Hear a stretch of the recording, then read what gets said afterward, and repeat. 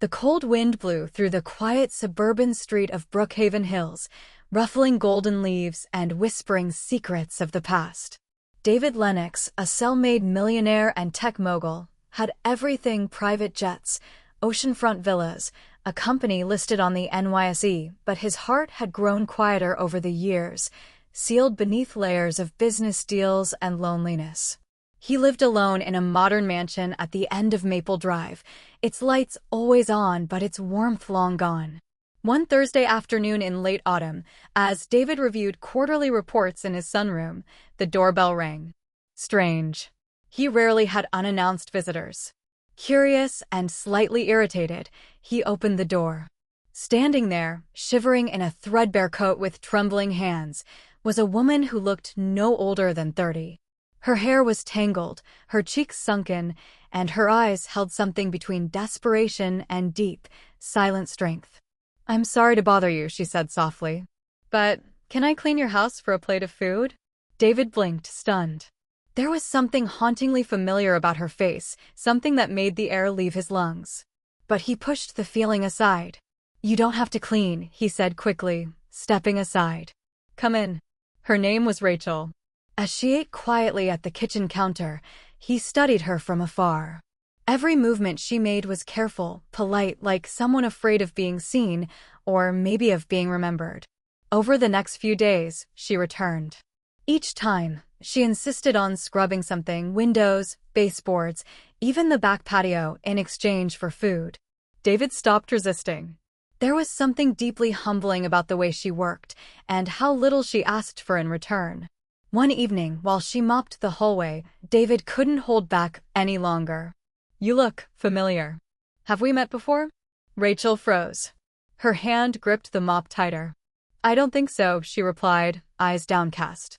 "I used to live nearby a long time ago." He nodded, but a deep feeling stirred inside him. He began to remember. 20 years earlier, back when David was just a broke college dropout working as a grocery store cashier, there had been a girl, bright-eyed, soft-spoken, who used to come in late at night. She always brought books and sometimes left poems written on napkins at the counter. Her name had been Rachel Miller. He remembered her because she once told him, "You look like someone who could change the world one day. Don't forget people like us when you do." The realization hit him like a freight train. Could it be her? The next day, David didn't ask her to work. Instead, he invited her to sit and talk. "I think I knew you," he said, voice low. "Back when I had nothing. You believed in me." Rachel looked up, her eyes wide with memory and pain. "You're that David?" She nodded slowly, and then her face crumbled. "Life didn't go the way I hoped," she whispered. "I lost my parents in an accident. Fell into debt. I tried to keep going, but I just couldn't keep up. I've been sleeping in my car for the last few weeks." David felt the ground shift beneath him. For years, he'd chased more wealth, more success, forgetting the people who had once seen his worth before he ever proved it. And now, one of them had come back into his life, broken but still full of quiet grace.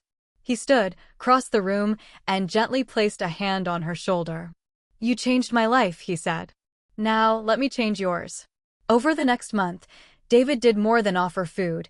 He got Rachel into a safe apartment, arranged job training, and made her part of his company's community outreach team. But more than that, he listened. They talked for hours about dreams, about regrets, and about hope.